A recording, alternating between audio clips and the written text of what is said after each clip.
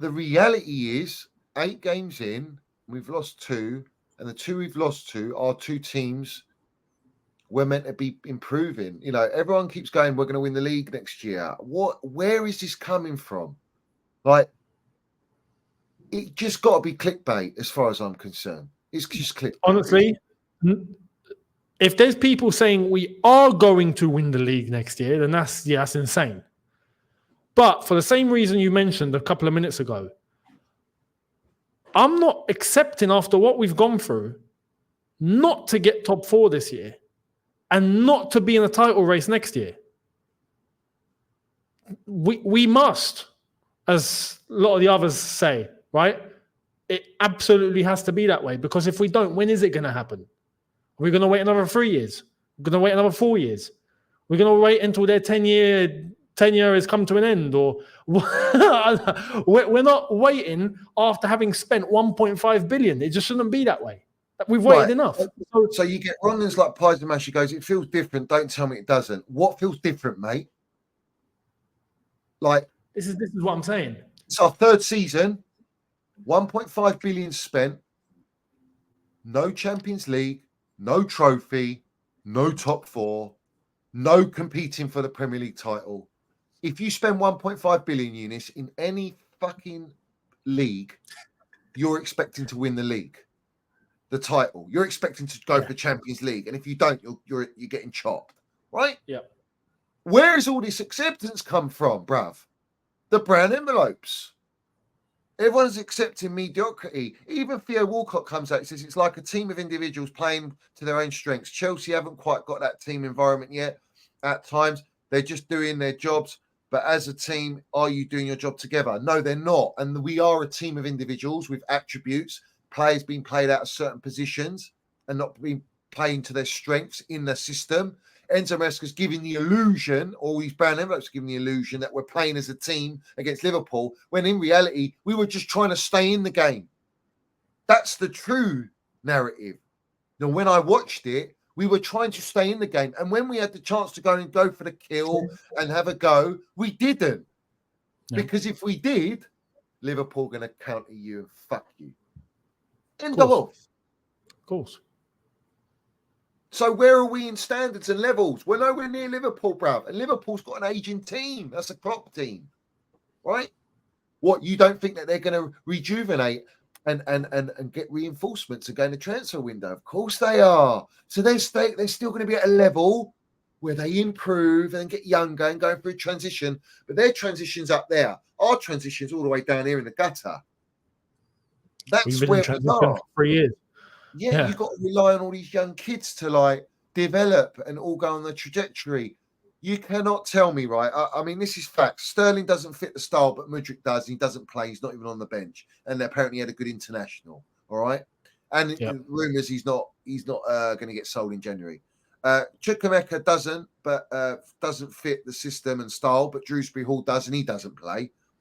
Yep. Gallagher doesn't fit Enzo's style, but he plays for Diego Simeone, and he was our best midfielder last year. Chalobah doesn't fit the style, but Colwill does. And Chilwell doesn't fit the style. But a Renato Viego we have no knowledge about, and a Cucurella does. Or a Gusto playing on the left does. Make it make sense, bruv. And a Sanchez is meant to be the number 1 goalkeeper. Get out of here, bruv. Like, we've got 8 goalkeepers on our roster. And none of them are good. Yeah. 8. Is it 9? It might be 9, but one's on loan. I think one's on loan or something.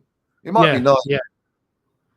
Oh no, I think we've got 9 goalkeepers, right? Total. Yeah. But it's a shambles because no one's actually. Is there anyone there that's a legit number 1 goalkeeper? No, not maybe a couple of them. Not yet. They're maybe on the way. They're young. They're developing. We include Petrovic, for example. Or let's talk about Slanina and what he's going to turn into, but he's young. That's it. Everyone else are all a bunch of kids or Sanchez come from Brighton, third choice. It's mad. It's mad. So what do you expect and how do you expect to be taken seriously? How are fucking rivals treating this seriously, bro? Yeah? I don't honestly, man. Maybe it's just too many young people on platforms that just haven't watched football long enough. I put it down to that run platforms. They're a shambles. Pies and Mash, a kid, he's what, 19 years old. He says Slot has inherited a team further along with us with a spine and key experience and maturity. Interesting. Listen to what he's saying. A spine with key experience and maturity. That's what he's inherited, right? He says Maresca is a talented squad, but needs to build that culture. But what I'm seeing now is a sign of a real project. I'm excited and optimistic for this season. This coach gives me real hope. So You know what how it is? can you spend 1.5 billion and not have a spine and experience and maturity because you gutted that spine out because you fucking rats fed agendas on players in our squad? And now we've got nothing else but to accept an inexperienced, unproven squad with surplus to requirements, Sancho from Man United, surplus to requirements, João Felix, a Drewsbury wedding hall from Leicester, a fucking Enzo Fernandez who played 6 months at Benfica for an astronomical 105 million. A Casado's won nothing or proved nothing for the Seagull Merchants at 115 million. A Mudueke from PSV Eindhoven, who was at Spurs Academy. A Tozin from Fulham for free. A Fofana who had a broken fucking leg that we paid 70 million for from Leicester. A Badashile Dildo Shite and Disaster Disarcy from Monaco, who were almost relegated with Monaco. Their centre-back pairing. A Gusto, who looks all right, but he ain't clear Reece James.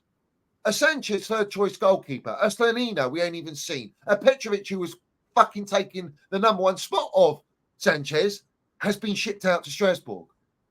Yep. A Jackson up front. And everyone's going, he scored more goals than Havertz. Well, Havertz won me Champions League, Club World Cup, Super Cup. Shut your fucking mouth. He ain't delivered me nothing. And he's getting more yellow cards than GA at this rate. This is the thing. This is what I wanted to say. Yeah. We're going to talk about that. Real. All right, go for it. Yeah. And then I look at Aneto, injury prone, but good. Mm-hmm. And the only player you look at and go, this kid's a superstar, is Cole Palmer from Man City because of where you're buying him from and what academy you're buying him from and what grassroots and DNA and culture you're buying him from. But when you look at the rest of the squad, you cannot tell me, bruv, that this is levels for Chelsea Football Club. And you cannot tell me you're excited what this coach is going to do because we had Jellyfish Potter and Pochettino both come in and fucking do what? You're buying time, sons. But you can't buy time in the league. You just can't do it. Yeah. And Enzo Maresca hasn't got time. If he doesn't get top 4, I want him gone. And I don't care what you tell me. That's the standards at this football club. If you're not good enough to get us top 4, then you're not good enough to be a leader and a gaffer. Because there's no pressure from upstairs to get top 4. And everyone's going, oh, it's reactionary. It's not reactionary. The players have been overhyped. And the gaffer, in his defence, he's got a lot of work to do to try and get what he wants to achieve because I think he has got that ambition and he wants to prove himself. He wants to prove to all the supporters. That's fine. But you can't do it if you don't have experience in your team to fall back on like you had at Leicester. That's my concern. And as the season goes on, bruv, talking of experience, where's the disciplinaries at, bruv? Where's the discipline at in this team? Where's the leadership, bruv? This is what you get when there isn't that sort of, as you mentioned, experience, maturity, levels or example to lead by. Because Jackson, for example, he's a player who, weirdly enough, right, statistically, hasn't done bad and fair play, right? But he could be doing so much more. He honestly could be doing so much more. He lets himself down because he doesn't know how to control himself, right? And that comes in-game and when the whistle's been blown on something, because the amount of stupid yellow cards he picks up, like we saw yesterday. What was the point? Yeah, with the penalty incident and all that. Why are you opening your mouth? Why? Shut up. Like, and it's not the first time. This is like the 9th or 10th time. Do you know what I mean? If it's the first time, fair enough. It's Anfield and whatnot, cool. But you got a track record. You're picking up careless yellow cards for no reason. We saw a couple of games ago, or when was it? When he was kicking off with his own teammates. He was kicking off with Fofana. Like, it's mad when you see the difference. We had Diego Costa, for example, who is crazy. Everyone had the perception that Costa is a player that always gets a red card. But if I'm not mistaken, he never got sent off in the Premier League, did he? He went his entire Chelsea. He did not get one red card. If I'm not mistaken, I think he got one red card, and I think that was a European game. And I think that was a second yellow, right? He's smart, bruv. What? And what is it when we played Arsenal, right? And he was all over Gabriel. You remember him versus Gabriel? Yeah, they were killing each other, right? Yeah. And the journalist started coming at Jose afterwards about Costa. And he was saying he played exactly how the game needs to be played. Right? He played with emotional control. And that is exactly what you need to have in a striker. Drogba had it. Yeah. Costa definitely had it. Yeah. Emotional control. You have to push the envelope, but you need to know where to draw the line. And you need to know where to stop. On here, bruv. No pushing envelopes. No. We can push envelopes, just not brown ones. And on here, there's no brown ones anyway, so it's fine. But you need to know, you can't lose your head. You need to show that aggression and need to show that you're there, need to get stuck in, but you need to do it knowing exactly what you're doing. Jackson gets into situations and he's lost his head. He doesn't know what he's doing. And he can't even keep his mouth shut. No. That's not good enough. Because they're kids and they're getting overpaid. They're giving the stardom of playing for Chelsea and wearing our shirt and leading our front line that they think they're better than what they actually are.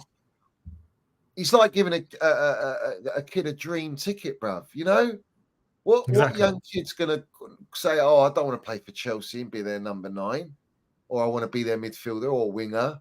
You know, knowing that you're not up to the levels. This is where you brought up Jose Mourinho saying he's playing the game exactly how the game should be played. It's calculative and it's tactical. When you go into a game, you say, right, you see Lionel Messi there, rough him up. Don't fucking kill him. Just rough him up. Let him know you're there. John Terry used to do it. Lamps, everyone, Drogba, you know, Diego Costa used to come at Steven Gerrard and all the Liverpool. You know, they knew how to wind people up. You know what I'm saying? And then you throw the opposition off their game, how they want to play. You get their levels like Nunes was yesterday, like getting rattled where he could get a red card and you control the game. Exactly. We haven't got that. And Jose always said, when you start praising good performances and you lose, you're not a big team anymore. You're not a big team no more. And that's exactly where we are now. And that's the truth. We are that. We are now what Arsenal were. Yeah.